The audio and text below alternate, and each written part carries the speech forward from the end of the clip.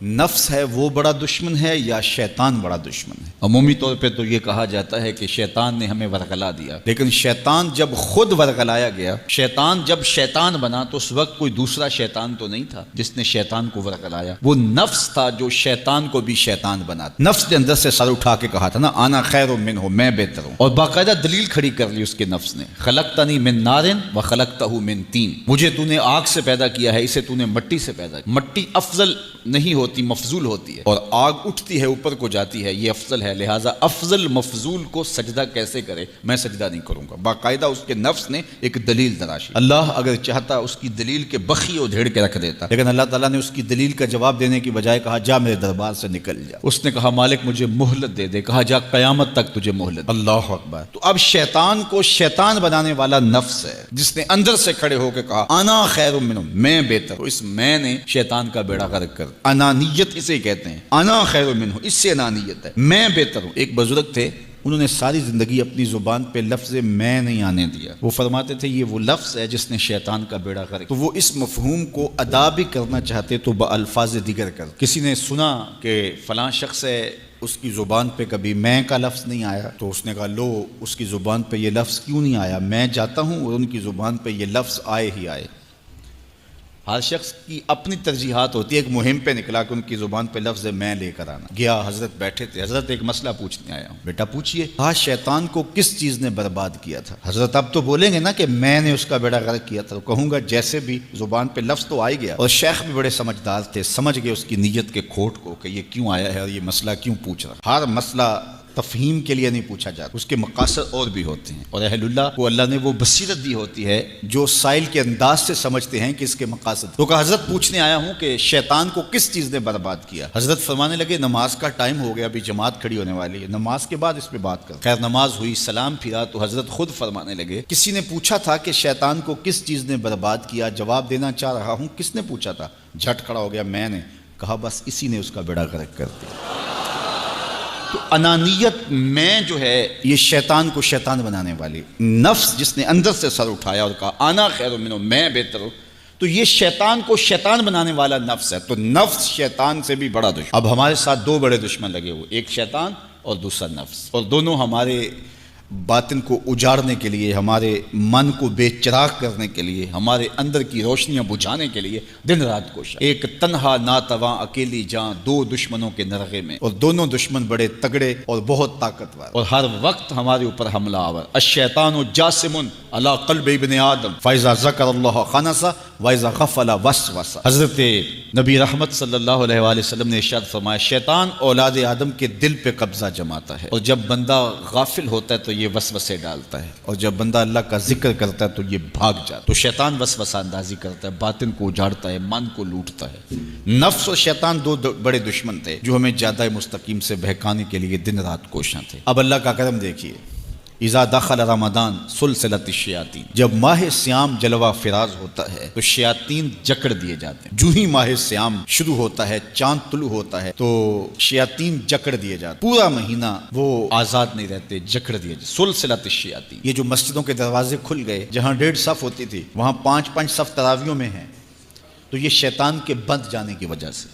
لیکن مہنگائی کا طوفان ہے، بد نگاہی ہے، بد تہذیبی ہے، جھوٹ ہے، دیگر امور بد بھی جاری ہیں، یہ نفس کے موجود ہونے کی۔ نیکی کا ماحول پیدا ہوا یہ شیطان کے بند جانے کی وجہ، لیکن ہماری برائیاں بدستور موجود ہیں یہ نفس کے موجود ہونے کی وجہ سے۔ اب ہمارے لیے آسانی یہ ہو گئی کہ دو دشمن تھے جن کا ہمارے سے مقابلہ تھا، ایک نفس اور دوسرا شیطان۔ ہمارے لیے یہ سہولت ہو گئی کہ ہمارا ایک دشمن باندھ دیا گیا، اب دشمن ایک ہے جس سے ہم نے ماہ سیام میں، اور وہ دشمن کون سا ہے؟ نفس۔ اب نفس کا مقابلہ اتنا آسان بھی نہیں، یہ بہت ڈاڈا دشمن ہے، اندر کا دشمن ہے، گھر کا بھیدی ہے۔ باج فقیراں کسے نہیں ماریا، باہو ظالم چور اندر داہو۔ یہ بڑا سخت اور بڑا شدید قسم کا دشمن ہے، یہ اس کی چالیں بہت باریک، شیطان کی چالیں بھی بڑی باریک ہیں اور نفس کی چالیں اس سے بھی زیادہ باریک۔ اب کیسے مقابلہ کریں گے؟ شیطان بھی ہماری متاع عمل کو لوٹنا چاہتا ہے، حتیٰ کہ ہمارے ایمان کو برباد کرنے پر تلا ہوا ہے، اور نفس بھی چالیں چل رہا ہے، اور ہم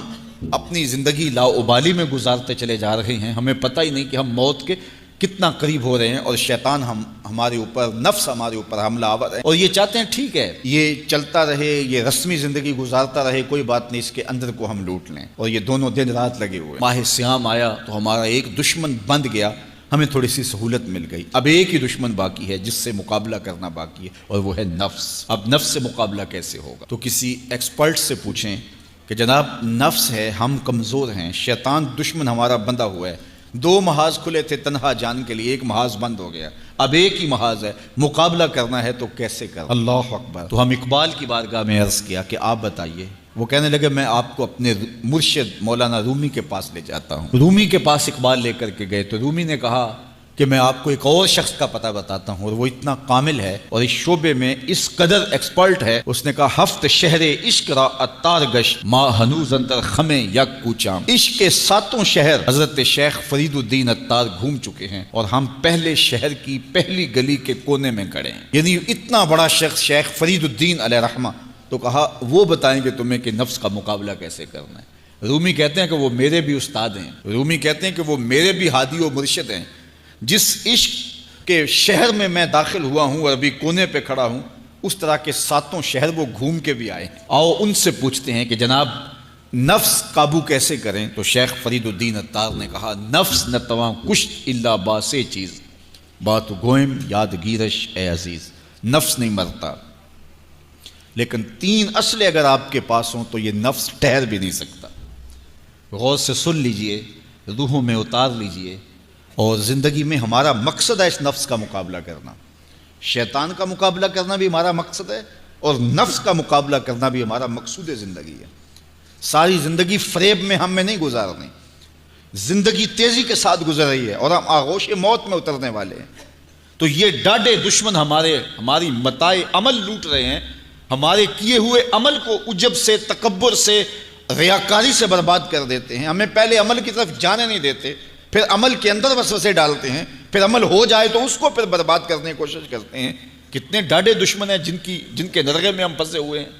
تو پھر ہمیں کوئی بندہ مل گیا ہے جو بتا رہا ہے کہ جناب اس کا مقابلہ ایسے کریں گے، تو پھر اس کی سن لیں ہم اور غور کر لیں اور اپنے اندر اتریں۔ تو شیخ فرید الدین اتار ہمیں بتا رہے ہیں، تو سنیے وہ کیا کہہ رہے ہیں۔ نفس نتواں کشت الا باسے چیز، نفس نہیں مرتا، یہ بڑا ڈاڈا ہے، لیکن تین اصلیں اگر آپ کے پاس ہوں تو یہ ٹھہر بھی نہیں سکتا۔ وہ تین اصلیں کون سے ہیں؟ خنجر خاموشی و شمشیر جو، نیزائے تنہائی و ترک ہجو۔ ایک خاموشی کا خنجر، دوسرا بھوک کی تلوار، اور تیسرا تنہائی کا نیزہ۔ یہ تین اصلیں تمہارے پاس ہوں تو پھر نفس ٹھہر بھی نہیں سکتا۔ خاموشی کے خنجر سے نفس پہ وار کیا جا سکتا ہے۔ میرے اور آپ کے آقا و مولا نے فرمایا من سمتا نجا، جس نے خاموشی اختیار کی وہ نجات پا گیا۔ ہماری زندگی کے جتنے بھی برے اعمال ہیں ان میں سے سب سے زیادہ برے اعمال ہماری زبان کرتی ہے۔ ہمارے ہاتھ بھی گناہ کرتے ہیں، کسی پہ ظلم کریں تو گناہ کرتے ہیں، ہمارے پاؤں بھی گناہ کرتے ہیں، برائی کے اڈے پہ چل کے جاتے ہیں، ہماری آنکھیں بھی گناہ کرتی ہیں، ہماری سوچیں بھی گناہ کرتی ہیں، ہم حرام کمائیں کھائیں تو پیٹ بھی ہمارا گناہ کرتا ہے، لیکن سب سے زیادہ گناہ ہماری زبان کرتی ہے۔ جھوٹ یہ بولتی ہے، غیبت یہ کرتی ہے، بہتان یہ لگاتی ہے، گالی گلوچ سب و شتم یہ کرتی ہے، گلے شکوے کا انداز، ناشکری کا لہجہ یہ اختیار کرتی ہے۔ اسی لیے میرے اور آپ کے آقا و مولا نے فرمایا جو تمہارے دو جبڑوں کے درمیان ہے، یعنی تمہاری زبان، اور جو دو ٹانگوں کے درمیان ہے تمہاری پارسائی کی جگہ، ان دو چیزوں کی تم مجھے ضمانت دے دو، میں محمد تمہیں جنت کی ضمانت دے دیتا ہوں۔ تو اپنی زبان کی حفاظت کرنی ہے۔ دیکھیے یہ سننے کے لیے چیزیں نہیں ہیں محض، بلکہ ان پر ہم عمل کریں، اور آج سے ہی دیکھیے یہ موسم رحمت ہے، رحمت کی برکھا برس رہی ہے، اور یہ موسم نور ہمارے سیکھنے کے لیے ہے۔ تو ہم اپنے نفس کو کیسے قابو کریں گے؟ دو دشمن تھے، ایک بندھا ہوا ہے، چھوٹ کے کچھ نہیں کر سکے گا اگر نفس کو قابو میں کر لیا، اور اگر ہم نفس کنٹرول نہ کر سکے وہ تو جہنم کی آگ میں اور زنجیروں میں جکڑا ہوا پیچو تاب کھا رہا ہے کہ یہ جو ٹوپیاں پہنے ہوئے مسجدوں میں جاتے ہو نا، میں عید کے دن نپٹ لوں گا تم سے، وہ تو اور نفس کے ساتھ مل کے ہمارا بیڑا غرق کرے گا اور ہمیں اور دور کر دے گا اور ہماری باطنی اساس اور بنیاد اور کمزور کر دے گا۔ اس لیے ضرورت ہے کہ ہم اپنے نفس کو ان دنوں کے اندر کمزور کریں۔ اس کا پہلا نسخہ کیا ہے؟ خاموشی کا خنجر. آپ جب خاموشی اختیار کریں گے، زبان کو صرف ضرورت کے لیے استعمال کریں گے، تو پھر نتیجہ کیا ہوگا کہ آپ کے گناہ بہت کم ہوں گے، جھوٹ کم ہوگا، غیبت نہیں ہوگی، بہتان تراشی نہیں ہوگی، دیگر اعمال جو زبان کے ذریعے سے صادر ہوتے ہیں اور ہم گناہوں میں اضافہ کرتے چلے جاتے ہیں. تو زبان کو اگر کنٹرول میں کر لیں گے، اللہ اکبر. حضور علیہ الصلوۃ والسلام نے زبان کے کنٹرول کرنے کی تلقین کی، اور یہ بغیر ہڈی کے گوشت ہے، اس کو سنبھال لیا جائے. 32 دانتوں میں جکڑ کے رکھی گئی زبان ہے، لیکن یہ پھر بھی قابو میں نہیں رہتی. اس کو کنٹرول میں کر لو، اس کو قابو میں کر لو. ایک روایت میں آتا ہے جب صبح ہوتی ہے تو سارے اعضائے بدنیاں زبان کے آگے ہاتھ جوڑتے ہیں کہ بی بی تو نہ کچھ کرنا، تیری وجہ سے ہم سزائیں کاٹیں گے اور اذیتیں پائیں گے. تو زبان کو قابو میں کرنا، اور اس کا علاج کیا ہے؟ خاموشی. من صمت نجا، جو خاموش ہوا وہ نجات پا گیا. خنجر خاموشی، خاموشی کا خنجر ہو تو نفس کے لیے بہت بڑا وار ہے. دوسری بات، شمشیر جو، بھوک کی تلوار. بھوک کے ذریعے نفس کشی ہوتی ہے. نفس کا مقابلہ بھوک سے ہم کر سکتے ہیں، چونکہ جب بھوک ہوگی تو اس وقت بہت ساری خواہشات جو ہیں وہ دم توڑ جائیں گے. اللہ کے محبوب علیہ السلام کا ایک فرمان سنیے، بالخصوص نوجوانوں کے نام. یا معاشر الشباب من استطاع منکم الباء فلیتزوج فإنہ اغض للبصر واحسن للفرج فمن لم یستطع فعلیہ بالصوم فإنہ لہ وجاء. فرمایا اے جوانوں کے گروہ، تم میں سے جو نکاح کرنے کی طاقت رکھتا ہے وہ دیر نہ کرے، جلدی نکاح کر لے. کیوں کہ نکاح نگاہ اور پارسائی کی جگہ کا محافظ ہے. تمہاری نظر کو بھی محفوظ کرے گا اور تمہاری پارسائی، تمہاری عصمت کے جوہر کو بھی محفوظ کرے گا. تو اگر کسی کے پاس استطاعت ہے تو وہ نکاح کرنے میں دیر نہ کرے. فَإِن لَمْ يَسْتَطِعْ، اور اگر کوئی طاقت نہیں رکھتا، اس کے حالات ایسے نہیں ہیں کہ وہ نکاح کر پائے، فَعَلَيْهِ بِالصَّوْمِ، تو فرمایا وہ کثرت کے ساتھ روزے رکھے. فَإِنَّهُ لَهُ وِجَاءٌ، روزے اس کے لیے قاطع شہوات ہیں اور اس کی مشکلیں آسان کرنے والے ہیں. تو نوجوانوں کو اگر استطاعت نصیب ہو جائے تو وہ شرم نہ کریں، وہ نکاح کی طرف بڑھیں تاکہ ان کی عصمت کے جوہر کی حفاظت ہو سکے. لیکن کسی وجہ سے نکاح میں تاخیر ہے تو پھر وہ کثرت کے ساتھ روزے رکھیں. روزوں کی کثرت گناہ سے، شہوات سے، برائی سے، گناہوں سے انسان کو بچاتی ہے. تو کثرت کے ساتھ روزے رکھے جائیں. تو روزہ بھوک جو ہے وہ نفس کشی کا ایک مؤثر ترین علاج ہے، اور یہ میرے اور آپ کے آقا و مولا نے بیان فرمایا. تو بھوک کی تلوار جو ہے یہ نفس کشی کا ایک مؤثر ذریعہ ہے، اور نفس کا سر کاٹنے کے لیے بھوک کی تلوار ہمیں ہر وقت حمائل کیے رکھنی چاہیے اور ہر وقت اپنے ساتھ لٹکا کے رکھنا چاہیے. کثرت کے ساتھ ہمیں روزے رکھنے چاہیے. تیسری بات فرمایا نیزہ تنہائی، تنہائی کا نیزہ. جب آپ عمومی طور پہ مجلسی زندگی میں ہوں گے تو بہت ساری خطائیں اور بہت سارے گناہ مجلسی زندگی میں آپ سے سرزد ہوں گے. تو جب آپ تنہائی اختیار کر لیں گے تو بہت سارے گناہوں سے بچ جائیں گے. حضرت شاہ نقشبند بخاری علیہ رحمہ فرماتے ہیں کہ فقیر کے لیے سب سے بہتر جگہ اللہ کا گھر مسجد ہے، یا پھر کامل شیخ کی صحبت ہے، یا پھر تنہائی ہے. چوتھی جگہ سوائے ہلاکت کے اور کچھ نہیں ہے. العافیۃ فی العزلہ، عزلت میں، تنہائی میں عافیت رکھی گئی ہے. اس لیے اپنے آپ کو ایسے ہجوم میں، ایسی جگہوں پہ لے جانے سے روکیں، اپنے آپ پر ضبط کریں جہاں نظر پاک نہیں رہتی، جہاں خیال کی پاکیزگی کا سامان نہیں رہتا، اور جہاں آپ کی جو ہے وہ آپ کی زبان محفوظ نہیں رہتی. دوستوں کے ساتھ بیٹھیے، آپ عزیزوں رشتہ داروں کے پاس جائیے، ضرور ملاقات کیجیے، لیکن اس کا ایک اعتدال ہونا چاہیے. اگر آپ سمجھتے ہیں کہ کسی جگہ جاتے ہوئے، کسی جگہ پہنچ کر آپ کی نظر میں پاکیزگی نہیں رہے گی، خیالات میں گندگیاں گردش کرنے لگ جائیں گی، سوچوں میں آوارگی آنے لگ جائے گی، تو وہ شادی کی تقریب ہو یا کوئی اور تقریب ہو، وہاں جانے سے اپنے آپ کو روک لیں. کیونکہ وہاں جا کے آپ اپنا کوئی فائدہ نہیں کر رہے، اپنا نقصان کرنے جا رہے ہیں. تو جہاں آپ کو یقین ہو کہ آپ وہاں اپنے آپ کو بچا نہیں پائیں گے، اپنی حفاظت نہیں کر پائیں گے، تو وہاں سے تنہائی بہتر ہے، وہاں سے عزلت بہتر ہے. تو یہ تین چیزیں ہم اگر کر لیں تو یہ نفس کشی کا ایک مؤثر ذریعہ ہے. اب ماہ سیام کے اندر اللہ تعالیٰ یہ تینوں چیزیں ہمیں نصیب کرتا ہے. ہم زیادہ بولتے نہیں ہیں روزے سے ہوتے ہیں، بلکہ فرمایا اگر تم سے کوئی شخص بحثے، کوئی الجھے، کوئی لڑائی کرنا چاہے، بدتمیزی کرے تو اس سے کہو انی صائم، میں روزہ رکھا ہوا ہے۔ اور اسی طرح بھوک تو میسر ہوتی ہی ہوتی ہے۔ اور تیسری بات کہ عزلت بھی میسر ہو جاتی ہے، اس میں آپ ذکر کے لیے، فکر کے لیے، روزے میں آپ تلاوت کلام مجید کے لیے تنہائی اختیار کرتے ہیں۔ تو گویا روزہ ایک ایسی تربیتی ورکشاپ ہے کہ جس کے ذریعے سے آپ کے نفس کی تہذیب ہو جاتی ہے۔ جب نفس قابو میں آ گیا، نفس کنٹرول میں آ گیا، نفس کو آپ نے کمزور کر لیا تو شیطان چھٹ کے بھی کچھ نہیں کر سکے گا، کیونکہ شیطان ہمارے اوپر حملہ کرتا ہے نفس کے ذریعے سے۔ باہر کا دشمن ہے اور نفس اندر کا دشمن ہے۔ ہمارے دیہاتوں میں چوری ہو جائے نا تو بوڑھے بزرگ مل کے بیٹھ جاتے ہیں کہ بتاؤ چوری کیسے ہوئی، تو ایک نقطے پہ سارے متفق ہوتے ہیں، اور وہ نقطہ یہ ہوتا ہے کہ کوئی اندر کا بھیدی ضرور ہے۔ جب تک کوئی اندر کا بندہ نہیں تو باہر سے کوئی آ کے از خود چوری نہیں کر سکتا، تو کوئی اندر کا بندہ ضرور موجود ہے۔ نفس اندر کا بھیدی ہے اور شیطان باہر سے آ کر حملہ آور ہونے والا ہے۔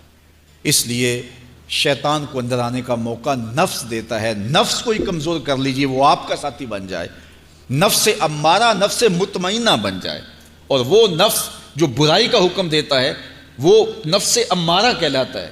اور جب وہ کثرت ذکر سے، عبادت سے نفس مطمئنہ بن جاتا ہے تو پھر وہ شیطان کے لیے رکاوٹ کا ذریعہ بن جاتا ہے اور آپ کی زندگی محفوظ ہو جاتی ہے۔ اور یہ ہمارا کام ہے، یہ ہمارے کرنے کا وظیفہ ہے۔ دیکھیے حضرت انسان کو اللہ نے اختیار دیا، زندگی دی، فہم دیا، ادراک دیا، گناہ کی قوتیں اور نیکی قوتیں ساری اس کے ساتھ لگی ہوئی ہیں۔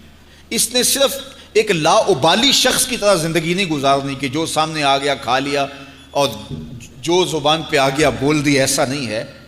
یہ تو انسان ہے، اس کو تو اپنی زندگی کی راہیں خود متعین کرنی ہے کہ میری دنیا آخرت کے لیے نفع بخش کیا چیز ہے اور نقصان دہ کیا چیز ہے۔ انا ہدیناہ السبیل اما شاکرا و اما کفورا، کہ ہم نے اس کو دونوں راہیں دکھا دی، وہدیناہ النجدین، اس کو پتہ ہے یہ اچھائی ہے یہ برائی ہے، اس نے اس سے اجالنا ہے اپنے اندر کو اور اپنے باطن کو سنوارنا ہے۔ تو ماہ سیام ہمارے لیے موسم رحمت اور موسم نور ہے جو ہمارے اندر کی روشنی کا سبب اور ذریعہ ہے۔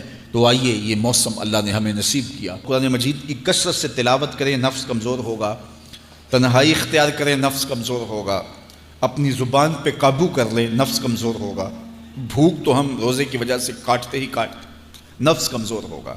اب شیطان چھٹ کر بھی عید کے دن ہمارا کچھ بگاڑ نہیں سکے گا اگر ہم نے اپنے نفس پہ قابو پا لیا، اور اگر نفس پہ قابو نہ پا سکے تو شیطان تو پھر پیچ و تاب کھا رہا ہے اور وہ ہمارے اوپر پھر اور زور و شور کے ساتھ حملہ ہوگا اور ہماری متاع عمل کو لوٹ لے گا۔ تو پھر کیا فائدہ ہوا کہ سارے مہینے کی محنت کی، عید کے دن، عید سے 4-5 دن بعد ہم نے لٹا دی، تو فائدہ کیا ہوا؟ اللہ نے اس عورت کی مثال بیان کی ہے قرآن میں جس کا توازن ذہنی ٹھیک نہیں تھا، اور وہ سارا دن سود کاٹتی رہتی تھی اور شام کو اپنے ہاتھوں سے توڑ دیتی تھی۔ تو کہا کہیں ایسا نہ کرنا کہ تم بھی اس عورت کی طرح ہو جاؤ کہ اپنے ہاتھ سے کاٹا ہوا سود اپنے ہاتھوں سے ہی توڑ دو۔ پورا مہینہ بھوک کاٹی، پیاس کاٹی، تکلیفیں گوارا کیں، اور شام کو جو ہے وہ اپنے ہاتھ سے ہی وہ سود کاٹنے والی خاتون سود توڑ دیتی ہے۔ تو کہیں ہم بھی ایسے نہ ہو جائیں کہ مہینے کی محنت ہر سال عید یا عید کے چند دن بعد برباد کر لیں، پھر اگلے سال مہینے کی محنت کریں، پھر عید کو برباد کر دیں، تو کیا فائدہ ہوا؟ تو ہم نے جو نعمت سمیٹی ہے، جو چیز دی ہے، جو چیز حاصل کیا، اس کو جذب کر لیں، روح